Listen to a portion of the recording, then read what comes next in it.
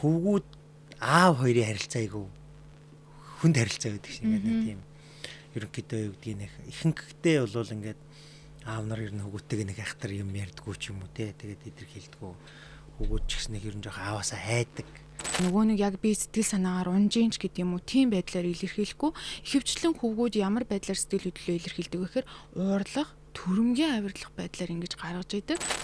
Яг энэ өсвөр насндаа хүүхдүүд анх удаа тамхи татсан байж үздэг тий анх удаа одоо пив амсч үзсэн ч гэдэг юм уу тий эсвэл бол яг энэ үедээ нөгөө сургууль дээр бүүл идүүлдэг одоо гадуурхагддаг тэгээ тэр хор шарандаа ч гэдэг юм уу тий сэтгэл зүйн тиймэрхүү асуудлууд гарч ирдэг. Эсэргээрээ болцсон юм байна. Охтууд чинь илүү одоо хөвгүүдээ маш их дэрлэгдэг болцсон юм байна. Нөгөө хөвгүүд чинь хөрхи айгүй номхон томоотой болчихж штэ тэгэнгүүт одоо зогтдаг зодтдаг л гин мөнгө төгрөг авдаг л гин охтууд нэгээ бас айгүй дэрлэгдэг болсон юм.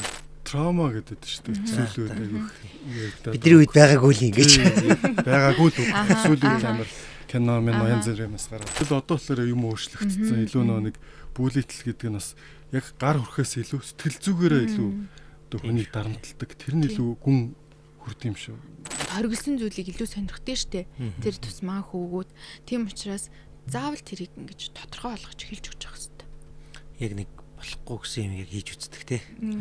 Бити гэхээр яг хийж үздэг шүү байна.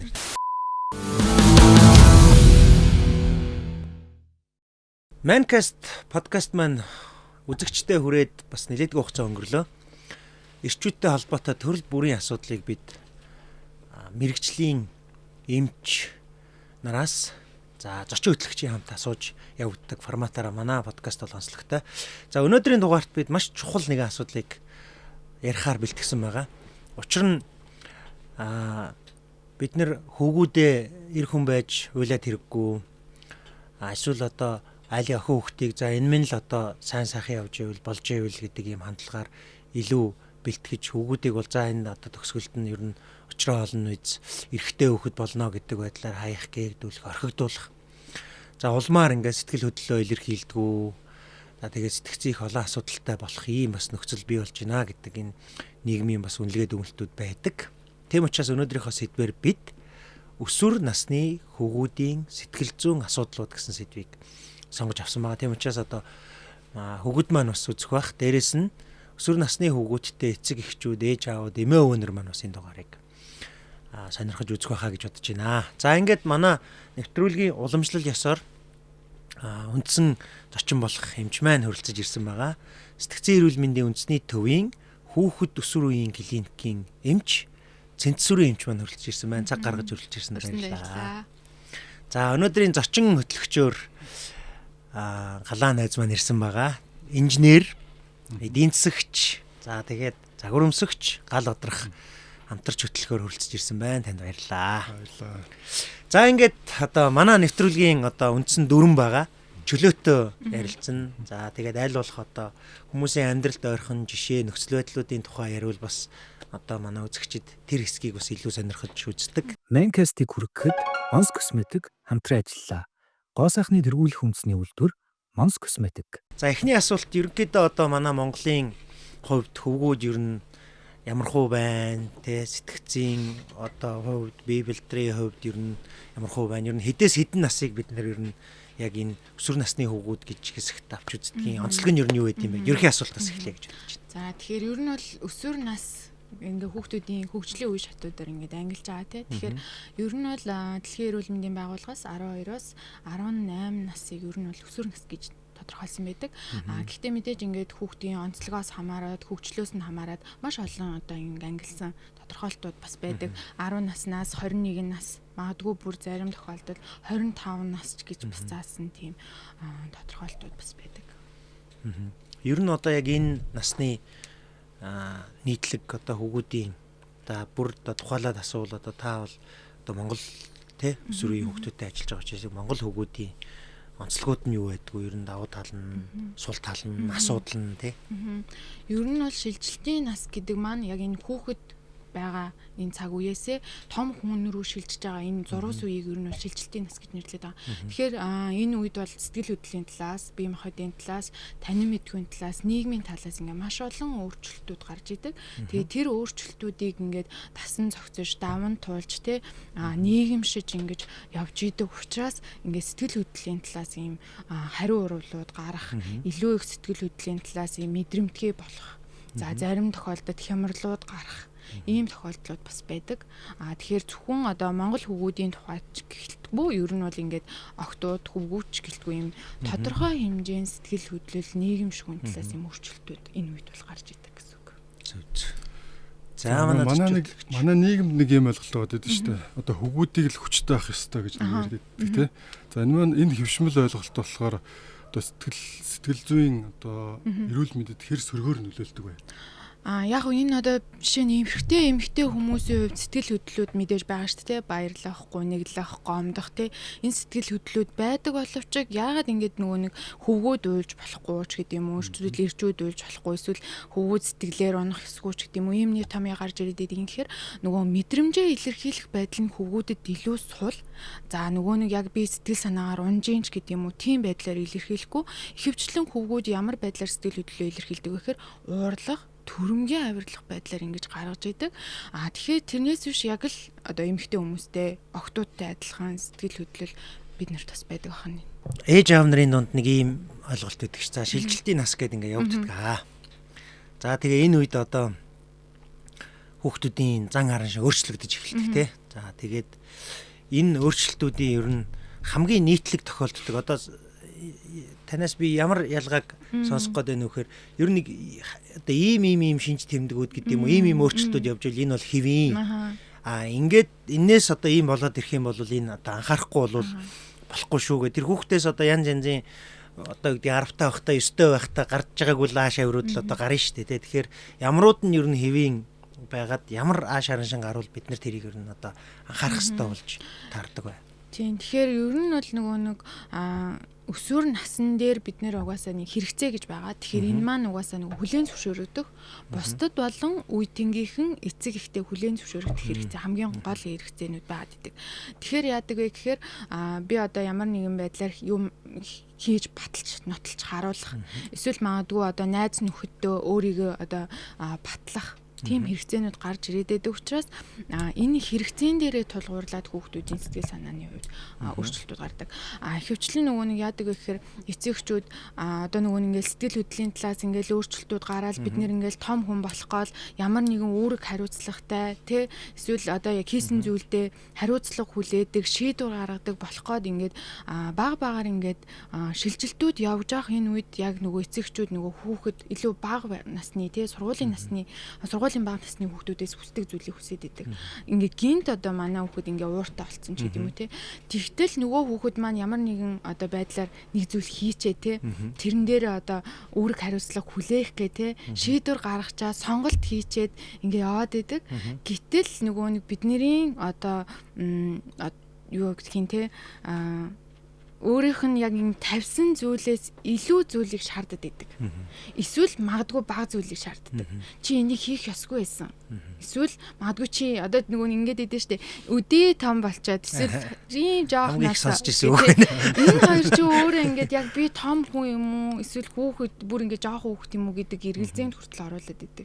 Тэгэхээр эцэгчүүдийн шаардж байгаа шаардлага хүртэл нөгөө насны онцлогоос хамаарат тавигж байгаа юмнууд нь өөр болоод ирэнгүүт хүүхэд өөрөө хөгжиж байгаа учраас тэрийг хүлээн зөвшөөрч чадахгүй байдаг. Тэгээд энэ нөгөө харилцааны зөрчлүүд гарч эхэлдэг гэсэн үг.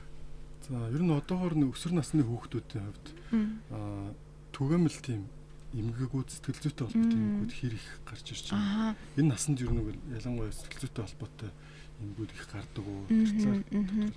Тэгэхээр ер нь бол ийм эмгэгүүд гарах тохиолдол байгаа. Тэгэхээр яг энэ хэвийн хариулууд яаж үргэлжилж ийн магадгүй энэ дээр нь хэр тусламж үйлчилгээ үзүүлсэн, аав ээж нь хэр анхаарсан гэдгээс хамаарна. Дээрээс нь тухайн хүүхдийн сэтгэл зүйн онцлог нь ямар байсан.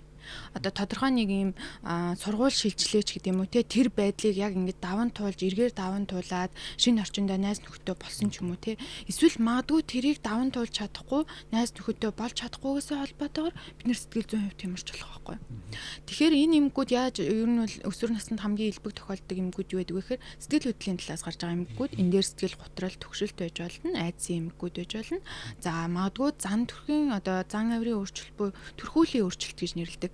Одоо ямар нэгэн хэв журмыг зөрчих те нийгэмшиж чадахгүй байх ч гэдэг юм уу. Ийм байдлуудаар илэрдэг бас эмгүүд байгаа. Түүн дундаа бас одоо ямар нэгэн зүйлд донтох одоо донтох эмгүүд нь бол нэлээд олон төрөлтэйгээр хэлбэржээд явах тий.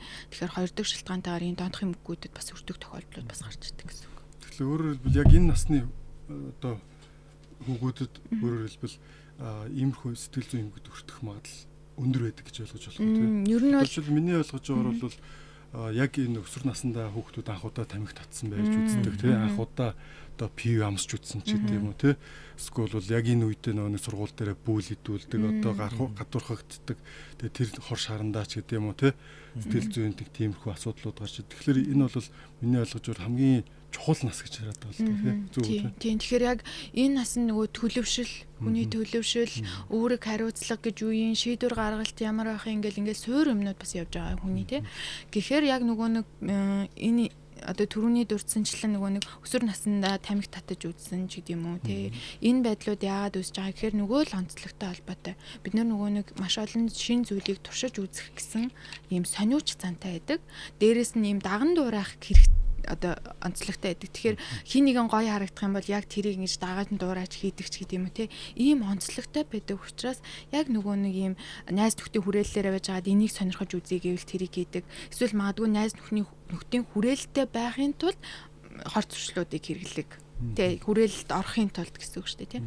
Тэгэхээр ингээд нөгөө нэг эсвэл магадгүй хин нэг ингээд тамхи татж байгаа нь гоё харагдсан бол магадгүй тэрийг хийж үзэх ч гэдэм юм. Ингээд нөгөө нэг хүүхдийн онцлогоос хамаарат энэ рүү ингэж уруу татагдах байдал их байдаг. Одоо нөгөө хүүхдүүдийг за энэ стресстэй тийм энэ сэтгэл зүйн асуудал эмгэг байна гэдгийг яаж ялах вэ эцэгчүүд? Тэгэхээр яг энэ сэтгэл хөдлөлийн талаас бид нөр өөрчлөлтүүд гарч байгаа гэж хэлсэн шүү дээ. Тэгэхээр яадаг вэ гэхээр одоо яг тийм тодорхой шалтгааны эсрэг бид нэр хариу уруул өгж байгаа бол энэ хэвэн гэсэн үг. Одоо жишээ нь хэрвээ хин нэг намаа гомдоосон бол би тэр төр хүнд гомдоод дууга хураах эсвэл тэрний эсрэгүүцэн сүргэлдэх хариу урвал гарах буюу би уурлах, хуцаарлах, бухимдах эсвэл магадгүй одоо нөгөө хийх туртай зүйлийг хийхээ болох ч гэдэг юм уу те. Ийм байдлууд илэрж байгаа бол энэ бол хэвийн хариу урвал гэсэн үг. Гэтэл энэ маань яагаад нэмгэгч шилжиж байна гэхээр тухайн хүүхдийн тэр сэтгэл зүйг одоо гэмтэж байгаа хүчин зүйл нь хэр хүчтэй байсан эсвэл хэр хугацаанд үргэлжилсэн гэдгээс хамаарат тухайн байдал нь эмгэгч шилжгүй буюу гэдэг нь хамаарна гэсэн үг. Тэгэхээр эмгэгч шилжсэн тохиолдолд ер нь бол энэ одоо шалтгааны эсрэг одоо тухайн хүүхэд ийм хариу урвал өгдөг байсан бол өөр зүйл рүү шилжих. Одоо жишээ нь найз нь түүний гомдооцсон байтал тэр хариу урвалаа гэрийнхэндээ гаргах. Эсвэл магадгүй одоо түүнтэй холбоотойгоор сургуультай явах байлгах, хичээлээ таслах, магадгүй багш нартайгаа харилцааны зөрчил гаргах. За магадгүй дахиад энэ нөгөө нэг донтох эрсдлүүд нь нэмэгдэх ч гэдэг юм. Ийм байдлууд нэмэгдээд ах юм бол энийг бол одоо яг эмгэг байна. Хэвийн биш байх шүү. Энэ хүүхдийг үзүүлэх ёстой байх шүү, тэ? Ямар нэгэн байдлаар тусламж үйлчилгээ нөхдөд шаардлагатай шүү л гэсэн үг. Одоо нэг траума гэдэг шүү дээ. Сүүлүүд айгүйх. Бидний үед байгаагүй л ингэж. Байгаагүй л сүүлүүд амар кино янз бүрээс гараад байгаа. Тэгэхээр энэ хиллэг маань яг ямар учраас бий болоо сүүлүүд их яригдж байна тий. Одоо жишээл кино харахаар одоо 50 Shades гэж бид нар мэддэг кино байна. Тэр одоо жишээлбэл амир төр бомтон залуу одоо багадаа нэг трауматай байсан гэж яриад байдаг. Бас одоо сүүлийн үед бас нэг Justin Bieber гэж алдартай Hollywood-ийн дуучин одоо мундаг одоо гэдэг уран бүтээлч. Тэр бас ингээл багадаа залуу яг өсвөр насныхаа үедээс нэг трауматай байсан гэдэг тий. Энэ талаар хэдүүлээ ярилцвал. Ер нь бол сэтгэл зүйн гэмтэл буюу одоо траума гэж нэрлэдэг байгаа тий. Сэтгэл зүйн гэмтэл гэсэн. Тийм, сэтгэл зүйн гэмтэл гэсэн үг. Тэгэхээр мэдээж одоо нөгөө нэг одоо тодорхой шалтгаан болгоно. Сэтгэл зүйн гэмтэл үүсгдэг. Тэгэхээр тэр одоо нөгөө нэг сэтгэл зүйд нөлөөлж байгаа тэр хүчин зүйлийн яг нөгөө нэг үргэлжилсэн хугацаа хэр хүчтэй байсан гэдгийг л ер нь бол биднэрт нөлөөлдөг гэсэн үг. Дээрээс нь нэмээд тухайн одоо байдалд хэр тасан зохицох чадвартай юм гэдэг нөлөөлнө гэсэн үг. Тухайн хүүхдийн сэтгэл зүйн онцлог байж болно. Хэр дэмжлэг авч тухайн байдлаас гарсан гэдэг нь бас нөлөөлж болно. Тэгэхээр маш ингээд олон асуудал болгон эсвэл одоо энэ хүчтэй стресс болгон сэтгэл зүйн гэмтэл хүрэгдэг юм уу гэвэл үгүй. Одоо яг адилхан одоо хоёр хүүхэд байл та тий магадгүй ингээд тухайн үедээ ингээд эцэг эхийнхаа нэгийг алдах ч гэдэг юм уу тий энэ байдал нь одоо нэгэндээ сэтгэл зүйн гэмтэл болж үлдсэн тодорхой хэмжээнд тэрийг одоо ер нь бол энэ эцэг эхээ алдна гэдэг бол ер нь бол маш хүчтэй стресс гэсэн үг шүү дээ тий. Тэгэхээр энэ өөрөө ингээд сэтгэл зүйн гэмтэл болж үлдсэн гээд түүнтэй холбоотойгоор хүүхэд сэтгэл готролд орсон байж болно. Нэг нь харин нэг нь болохоор тухайн байдлыг ингээд даван туулах гэж маш урт хугацаанд ингээд хариу урвлууд нь явсаар хагаад тухайн байдлыг тасан зохицоод өнгөрсөн байж болно. Тэгэхээр яг бүх зүйл бол сэтгэл зүйн гэмтэл болж үүсдэггүй. Мэдээ сэтгэл зүйн гэмтэл үүссэн тохиолдолд мэдээж заавал тодорхой хэмжээнд тусламж үйлчилгээ авсан байх шаардлагатай. Mancast-ийг хүргэхэд Mons Cosmetic хамтран ажиллалаа. Гоо сайхны тэргүүлэх үндэсний үйлдвэр Mons Cosmetic. Одоо тэгээд яг энэ траума ч юм уу эсвэл одоо хүүхэд өсвөр үедээ очингуудаа ялангуяа эрэгтэй хүүхдүүд ингээд дуугаа хороодаг тийм юм ярьдаг болдог. Эсвэл маш хууртай болдог тийм шалтгаангүй ингээд бухимдаад байдаг. Тэгэхээр энэ үед одоо эцэг эхчүүд одоо жишээлбэл яг юм ярихаа байгаад юмд хариулахаа байгаад өрөөндөө ганцаараа байх гэж юм уу ийм байгаа үед нь ер нь хамгийн зөв арга хэмжээ ер нь юу байдаг вэ? Нэг бол ингээд орхихон зүв байд юм уу эсвэл эвийн болоод одоо харилцах ярих хэрэгтэй байд юм тийм. Одоо тэн дээр одоо эцэгчүүдийн хамгийн сонирхож байгаа бол асуулт л та тий. Одоо манай хүүхд ингээд уг нь гайгүй л байсан одоо ингээд дугаа ороход ингээд юм ярих болчихлоо. За энэ нэг тийм ашигт хамаатнууд мамаатнуудтайгаа мэдлдгүү тий хүмүүсээс зүгтаал цагаан сараар золгон болгоно ингээд чүү айз олгочод нэг өрөөнд ороод утсаараа суучдаг тий. Зочин шиг л ам. Тийм яг тэгээд идэв тий. Тэгэхээр яг нөгөө нэг эцэгчүүд яг хүүхдтэйгээ яаж харилцаж ийсэн бэ гэдгээс хамаарна гэсэн.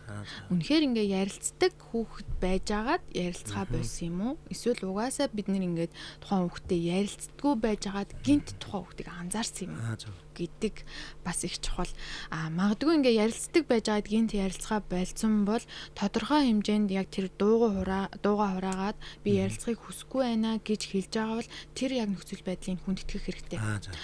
Харин гэхдээ бид нэр араас нь юу гэж хэлэх вэ гэхээр хэрвээ чи ингээд ярилцмаар байгаа бол би бэлэн байгаа. Хүссэн үед чинь би ингээд сонсоход одоо бэлэн байх шүү гэдгээ илэрхийлж ойлгуулна гэсэн үг. Харин огт ярилцдаггүй байжгаад гинт ярилцахаар болоо те би чамд ийм байгаа шүү гэж хэлвэл хүүхдэд ч гэсэн ингээд хүлээж авах байдал нь өөр. Тийм учраас одоо магадгүй эцэгчүүд ихэвчлэн нөгөө зөвлөгөө өгөх гээд идэв штэ.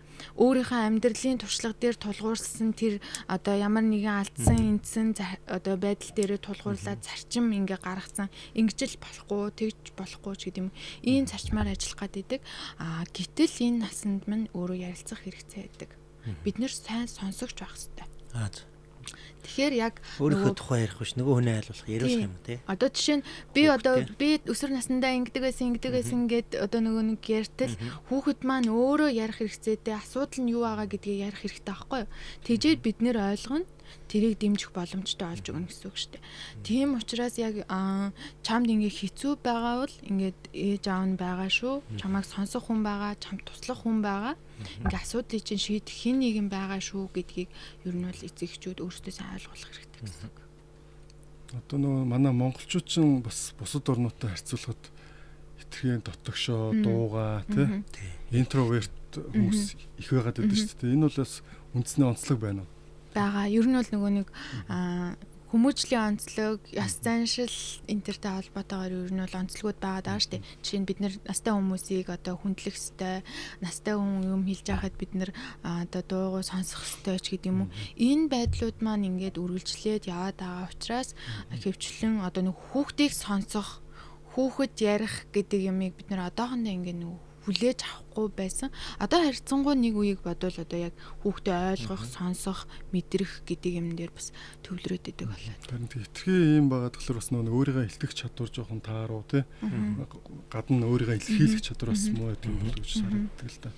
Хэрвээ ингээд өөрийгөө нээдсэн ч гэдэм үү тэ чөлөөтэй байдаг бол бас сэтгэлийн зүйн ч юм ямар нэг эмгэг тусахгүй байх магадлал өндөр юм шиг. Би зөв хувьдаа анзаарч.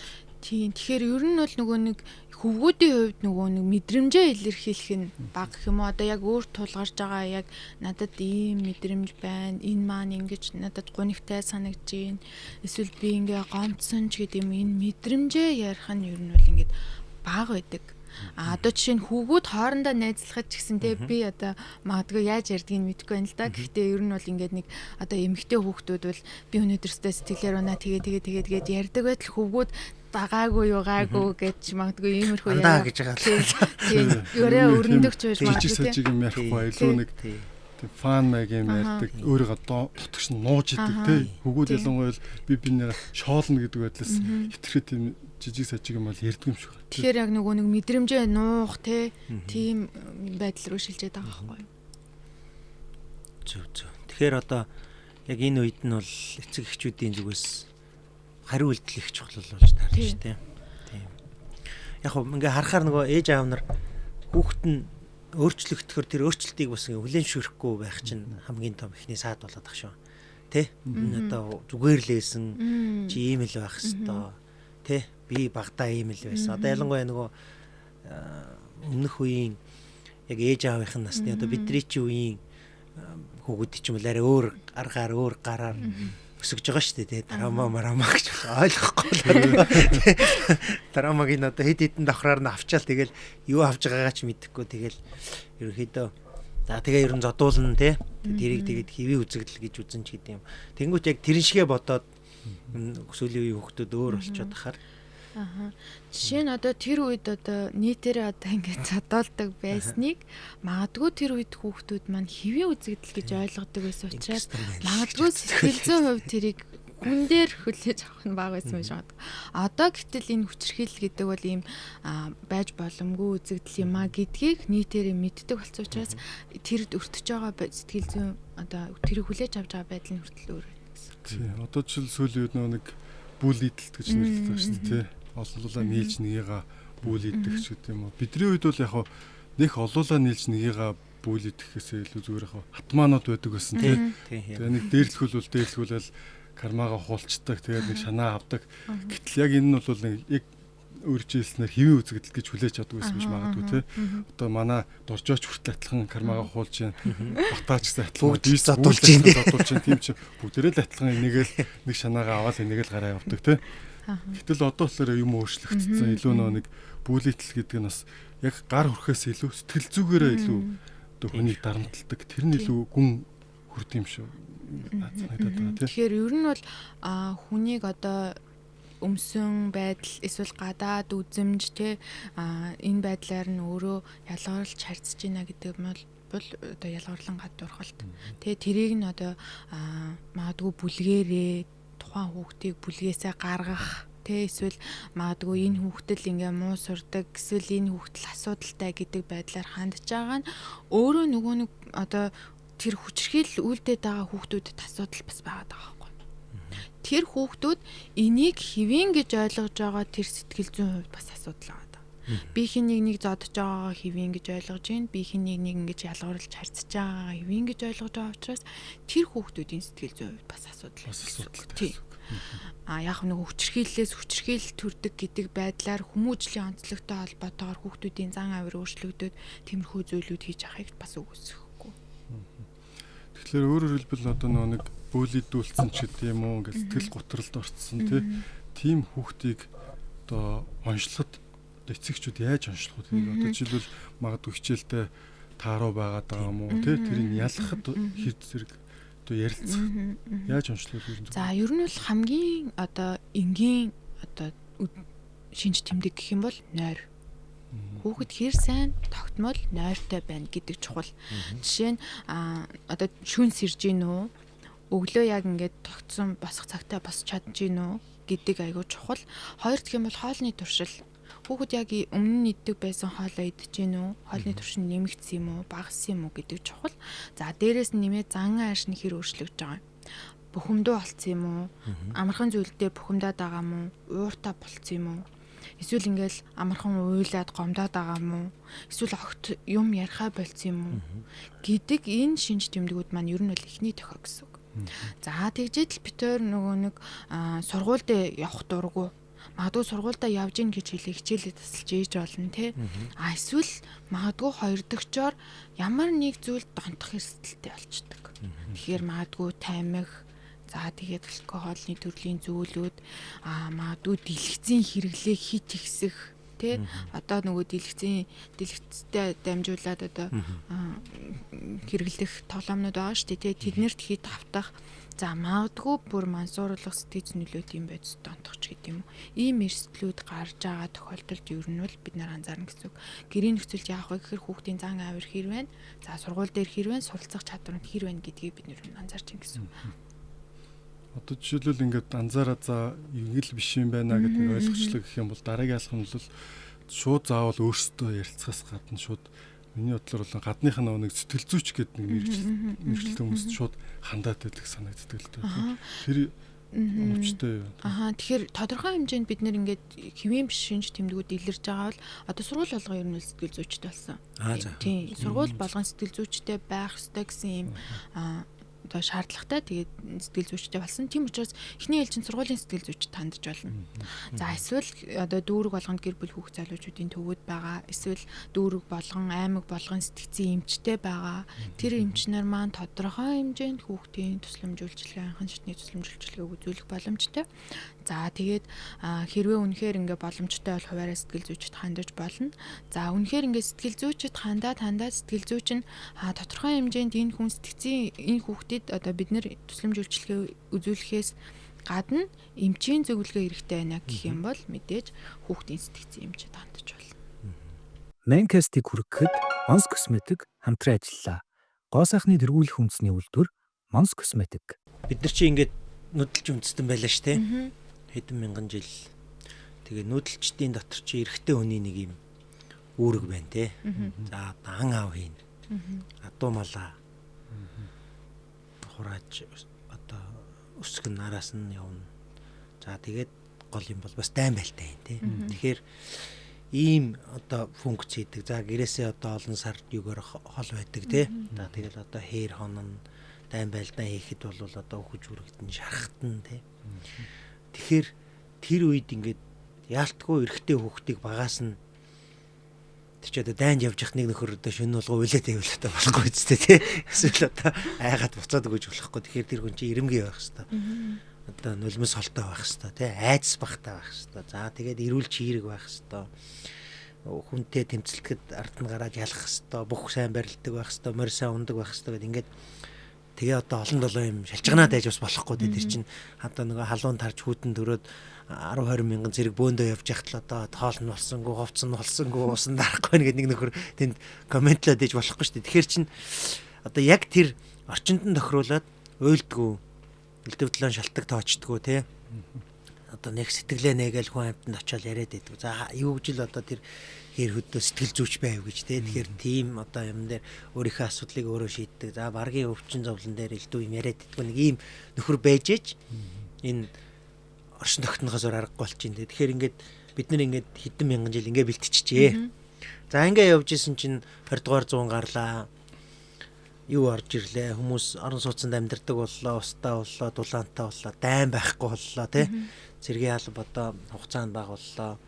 За дээрэс нь одоо адуу малыг дээлингийн сургаад ах шаардлагагүй боллоо. Яг эмэгтэй хүнтэй адилхан эрэгтэй хүн офис суугаад одоо ингээд ийм ажил хийдэг боллоо. Тэгсэн чинь би бүх нөхцөл өөрчлөгдсөн байхад нөгөө 2000 жилийн өмнө тавьж исэн бити үйл, бити коммент хэл те хүчтэй бай, хатуу бай гэдэг ийм одоо шаардлага маань хэвээрээ байгаа даа л да.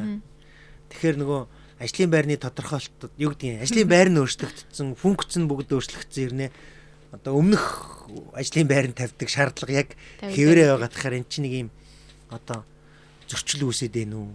Энэ ер нь одоо энийг ер нь ингээд шинжлэх ухааны гэдэг юм уу?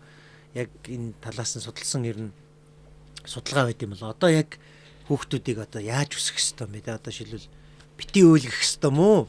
Тэ өөлгөх ёстой мó? Эсвэл одоо юу гэдгийг одоо дотроо байгаа юмнуудаа яргих ёстой мó? Хуучнараа одоо тэ хадгалаад байж гэх хэвээр одоо нэг ийм асуулт бол яг бүх ээж аав нарт байна шүү дээ. Одоо яг Монгол эрэгтэй хүн ямар байх хэвээр яаж өсгөж хүмүүжүүлэх хэвээр бэ гэдэг ийм асуулт. Тэгэхээр урт асуулт болчихлоо. Тэгэхээр ер нь бол ингээд яг нөгөө бид нэр 2000 жилийн өмнөхөөс болвол ингээд нийгэмшигхийн хувьд бол өөрчлөгдсөн байгаа шүү дээ. 2000 жил ч гэлтгүй бүр 20 жилийн өмнөхөөс бид нэр өөрчлөгдсөн байгаа тий. Гэтэл яг нөгөө нэг бидний хэрэгцээнүүд байсан байхгүй. Яг тэр 2000 жилийн өмнө бид нэр дайдах, байлдах одоо тий ямар нэгэн газар нутагтай байх, амьд байх, ам зуух гэсэн ийм хэрэгцээнүүд байсан. Гэтэл одоо бид нэр ингээд одоо ингээд сууж идэл хинийгээ орж ирээд ингээд дайтаад намаа ингээд эзэлж авахгүй учраас бидний хэрэгцээ бас ингээд өөрчлөгдөж байна гэсэн үг байхгүй. Одоо жишээ нь 20 жилийн өмнө одоо ардчлалын одоо дараах үед те хоол, аюулгүй орчин, за ямар нэгэн орон байртай байх, эсвэл идэж уух, өмсөх зүүхээрээ дутаахгүй байх нь одоо ийм үндсэн хэрэгцээ байгаад байсан бол одоо л биднэрт ингээд тодорхой хэмжээнд одоо аюулгүй орчин, дээрээс нэмээд хүнс те ингээд тэр нь санаа зовхооргүй болсон гэсэн хүүхдүүд өөрсдөө. Гэхдээ юунд нөгөө хэрэгцээ нь байгаад байна гэхээр хин нэгэнд хүлээн зөвшөөрөгдөх те эсвэл одоо ангидаа ямар нэгэн байр суурь эзлэх те эсвэл найзууд дундаа байр суурь эзлэх, гэр бүлийн ямар нэгэн гишүүний хөвгөрөг хариуцлагыг ухамсарлах гэх мэт хэрэгцээнүүд нь өөрөө болоод дээрэс нь ийм одоо нийгмээс хамаарат бид нэр сэтгэл зүйн хувьд ийм асуудалд ороод байгаа учраас сэтгэл зүйн ийм хэрэгцээнүүд бас гарч ирээд байгаа. Тэгэхээр ингээд нөгөө нэг орчин нөхцөлтэйгээ холбоотойгоор энэ байдлууд өөрчлөгдөж байгаа учраас яг бидний нөгөө тулгамж байгаа асуудал өөрчлөж байгаа. Бид нар дайн байлдаан санаа зовхоолоод одоо бид нэр сэтгэл зүйрүүгээ санаа зовдөг болж байна гэсэн. За ер нь яаж энэ одоо нөгөө уйл гэх юм уу, уйлахгүй аа гэх юм уу гэхээр ер нь бол одоо мэдрэмж, хүний мэдрэмж байгаа шүү дээ. Сэтгэл хөдлөлийн мэдрэмжүүдийг айл болох ингэж ер нь илэрхийлж гаргаж авах хэрэгтэй. Гэтэл нөгөө нэг сэтгэл хөдлөлийн мэдрэмж нэг юм тавгүй мэдрэмж байсан тэрийгээ бид нэр ингээ нууж ин гэсэн үг. Одоо жишээ нь ямар нэгэн хевсэн доогуур нуугч гэдэг юм уу те. Хогоо ингээ хевсэн доогуур хийдэгтэй адилхан. Хийх юм бол бид нөгөө хог байсаар л байгаа. Тэгэхээр тэр хизээ гарч ирдэггүй дахиад нэг өдөр гарч ирнэ гэсэн үг. Тэгэхээр тэр мэдрэмжүүдийг нуухаасаа илүүтэйгээр зөв замаар, зөв аргаар илэрхийлж гаргаж авах нь өөрөө бид нэр цаашдын одоо сэтгэл хөдлөл тогтвортой байх энэ байдал руу шилжинэ гэсэн үг. Бид нэр сэтгэл хөдлөлийн хувьд тогтвортой хэвийн байна гэдэг маань одоо жишээ нь өдөр тутмын хэвийн амьдралд оролцох чадварууд маань хэвийн байна гэсэн үг. Жишээ нь би өнөөдөр оюуны сүлтэлтэй ахын бол би мартамхан анхаарал төвлөрөлт муутай хүүхдүүд ингээд яваад ах юм бол хичээлээ хийх чадвар нь хүртэл ингээд буурч байна.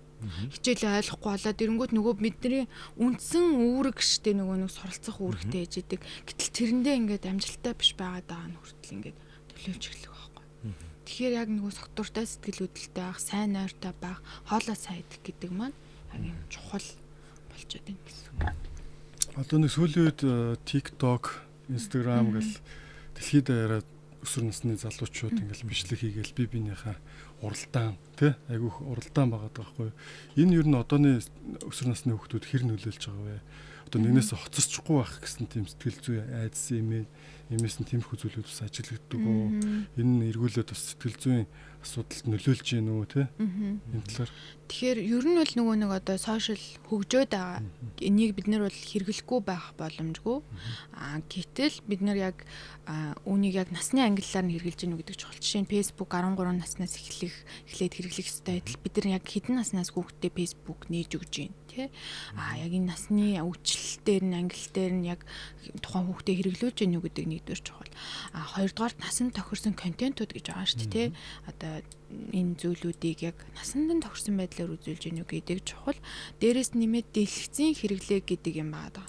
Жишээ нь TikTok, Instagram, Facebook энтрийгүүд бид нэр юу ашиглаж орж ийнэ гэхээр утас, таблет те эсвэл одоо компьютер ингээд ашиглаж ийн гэсэн үг. Тэгэхээр эдгээр ч бүгдээр нийлээд дэлгэцийн хэрэглээ болчихно гэсэн үг. Тэгэхээр тодорхой хэмжээнд энэ дэлгэцийн хэрэглээ биднэрт бол байна. Гэхдээ энийг яг стандартаар тогтсон зөв хэрэгжилж чадж гинэ гэдэг чухал. Итрүүлэн хэрэглээд байгаа бол энэ өөрөө л асуудал болно л гэсэн үг. Жишээ нь одоо TikTok-ыг 3 цаг үзэх, Instagram-д 3 цаг байх энэ төр ч юм бол итрүүлэн хэрэглээ болж байгаа байхгүй. Яг үзэхээс гадна одоо жишээлбэл үеийнхэн залуучууд нь гоё бичлэг хийчлээ. Одоо би ил хийхгүй болохгүй байна те. Тэгээ тэр нь одоо амжилтгүй болдог ч гэдэг юм уу те. Тэрнээсээ олж гутардаг ч гэдэг юм уу. Би ерөөсөө чадахгүй юм байна. миний үеийнхэн л мундаг байгаа тийм гэдэг ч юм уу. Энэ хэр зэрэг нөлөөлдөг вэ? Тэгэхээр яг нөгөө нэг сошиал дээр хүмүүс зөвхөн аж аргалтай байгаа зүйлээ оруулж байгаа шүү дээ. Гэхдээ яг бидний одоо нөхцөл байдал боломж яг ямар билээ гэдэг одоо тухайн хүн маань одоо тэр сошиал байгаа идэвхтэй байгаа хүнтэй өөрийгөө харьцуулна гэсэн үг. Хүүхэд учраас одоо ингээд яг ямар нэгэн байдлаар шүүлтүүртэй хандах нь бага гэсэн үг шүү дээ тий. Тэгэхээр би яг энэ хүн шиг одоо гоё амьдарч чадахгүй байна. Эсвэл би магадгүй энэ хүн шиг ийм зүйлийг хийж чадахгүй байна. Би ингээд сул дараа байна ч гэдэг юм уу. Ийм байдлаар өөрийгөө голох мэдрэмжүүд бас ер нь л хүүхдүүдэд бас байдаг. Энэ маань ингээд нөгөө сэтгэл хөдлөлийн талаас л бидний нөгөө нэг сэтгэл готрол төгшлийг бас үүсгэх нэг үндсэн бас нөлөөлөх хүчин зүйл бас болдог. Одоо яг энэ юутай хөвгүүдтэй холбоотой бас нэг одоо асуулт яг нэг хөвгүүч нэг юм түрүүн таны хэлсэн 12-оос 18 насны үед айгу сониуч болдог штеп. Юм хийж үзэх. Тэр дундаа одоо сайн юмас гадна муу юм хийж үзэх гэж оролддог. За архиуж үзэн, тамхи татж үзэн. За тэгэл одоо ялангуяа жоохон боломжтой болоод тэгээд эргэн тойрны эрсдэлтэй байвал мансууруулах бодис тийм. За тэгээ одоо бүгд уцтай, карттай, мөнгөтэй байгаа тохиолдолд бол одоо бет тавьж гин тийм мөрөөтэй тоглоом. Ингээд эдгээр маань ингээд нэг дондох шинж рүү орж эхэлж штэ. Тэгэхээр ер нь танаа дээр одоо ингээд яг одоо таны ажлын хүрээнд өсвөр насны хүүхдүүдийн хувьд нийтлэг ямар асуудалтай хүүхдүүд илүү хэрдэг вэ? Тэрнээс сэргийлэхийн тулд ер нь эцэг эхчүүд юун дээр анхаарах хэрэгтэй байдаг? Ер нь л яг манай төвд хандж байгаа хүүхдүүдийг нэг л эцэг эх нь маш сайн анхаардаг. Нэг л ингээд маш одоо урт хугацаанд ингээд сэтгэл зүйн асуудалтай байгаад яг ингээд асуудал нь маш их болцсон тэр тохиолдолд ханддаг гэсэн үг. Гэхээр ер нь бол одоо жишээ нь бид нар энэ донтох мансууруулах сэтгэл нөлөөт юм байц эсвэл дэмхий уусгах байц донтох ч гэдэг юм уу те. Энэ донтолтууд маань эхлээд юунаас үүсдэг вэ гэхээр бидний нөгөө тавгүй байгаа сэтгэл хөдлөл дээр л тулгуурлаж ер нь бол үүсдэг гэсэн үг. Бид нөгөө шалтгааныг нь анх эхэлж явах үед нь нөгөө нэг эмчилж чадаагүйтэй холбоотойгоор асуудал нь том болсоор байгаа донтолт руу шилжчихдэг. Гэтэл одоо яг ингээд донтох эмгэгт ингээд өртцсөн хүүхдэд яадаг вэ гэхээр бид нэр одоо нөгөө яг хоёр төгчөөр үүсэн тэр донтолтлуун л асуудлыг ингээд шийдэлтэй байдал яагаад вэ гэхээр нөгөө нэг өмнө нь байсан сэтгэл хөдлөлүүд чинь ингээд алга болцсон тий илүү нөгөө нэг донтох зүйлдээ автцсан учраас тэрд нь илүү түлхүү ингээд анхаарч эмчилгээ хийх шаардлагууд гарч ирдэг.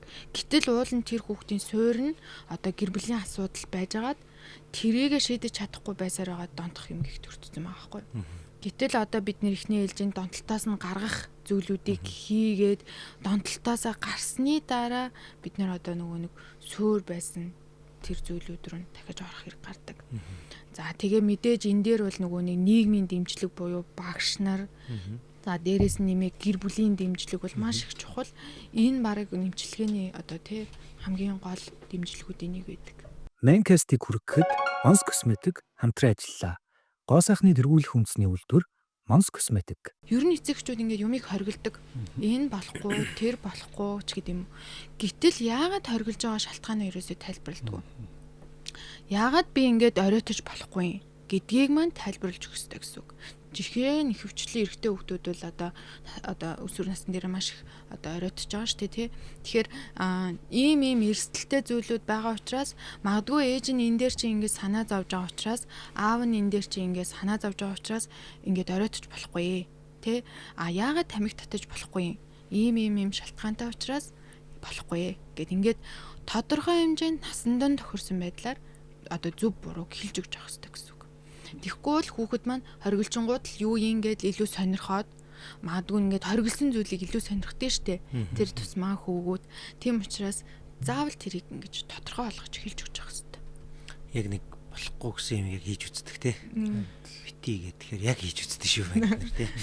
За ингээд өсвөр насны хүүхдүүдийн хувьд мэдээж ингээд олон л асуудал байгаа. Тэрний дотор бас нэг одоо мэдээж эрэгтэй хүүхдүүдийн дунд үүсдэг юм бол хайр дурлалын асуудал байна.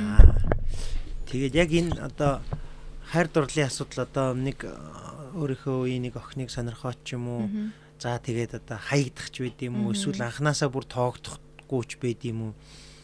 Тэгээ эндээс үүдсэн ер нь сэтгэл зүйн асуудлууд ер нь хэрэг байдیں۔ Энийг ер нь одоо хүүгүүдэд ер нь юу гэж зөвлөмөр юм те одоо яаж одоо тэр эрхэл нөхөрлөлийг зөв байлгах дээр ер нь хүүгүүд маань ер нь юу анзаарах хэрэгтэй юм болоо. Тэгэхээр эцэг эхчүүдийн дээр одоо маш сайн зөвлөгөө өгж явах хэрэгтэй гэж боддог. Яагаад вэ гэхээр ер нь бол энэ өсвөр насны дээр чинь хайрлагдах одоо юм хэрэгцээтэй байгаа байхгүй юу? Бид нэр одоо суур хүнийг хайрлах одоо хайрлагдах энэ хэрэгцээнүүд чи яг энэ насн дээр илүү төлхөө байж байдаг. Тийм учраас одоо үеийнхний хайр сэтгэл энэ байхыг бол үүсэхгүй. Гэхдээ яаж ингэж зөв байх юм? Харилцаагаа яаж зөв байлгах юм? Эсвэл магадгүй харилцаанаас одоо гараад жишээ нь ингээд хайртай байж агаад үргэж байгаа саллаа гэх юм бол одоо тэрийг одоо үргэж байгаагаа хиллээ гэж бодоход магадгүй тэрийг ингээд хит гайхаж хүлээж авах биш. Эсвэл хит ингээд энэ сайн байна гэж дэмжих биш. Яг л энгийн зүйл хүлээж авч байгаа юм шиг хүлээж аваад за ээж нь ойлголоо эсвэл аав нь ойлголоо.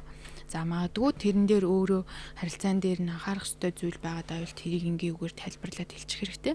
За магадгүй энэ салалт ингээ болоод эцэг ихтэй хэлсэн бол тухайн үед ингээд тодорхой хэмжээний сэтгэл зүйн хувьд хямралууд явагдана шүү дээ. Хэсэг эм орно тий. За тэгэл шанална магадгүй уйлна тий. Яг энэ үеуд дээр нь бас ингээд дэмжлэг үзүүлвэл зүгээр. Ийм зүйл тохиолдож болно тий. Тэгэхээр ингээд чамд ямар дэмжлэг хэрэгтэй байна? Би одоо ээж нь яаж туслах уу ч гэдэг юм уу. Өөрийнхөө одоо нөгөө нэг хуучин болж исэн дурсамжуудаас магадгүй ярьж болно шүү дээ. Тэрнээс би нэг ингэж гарч билээ.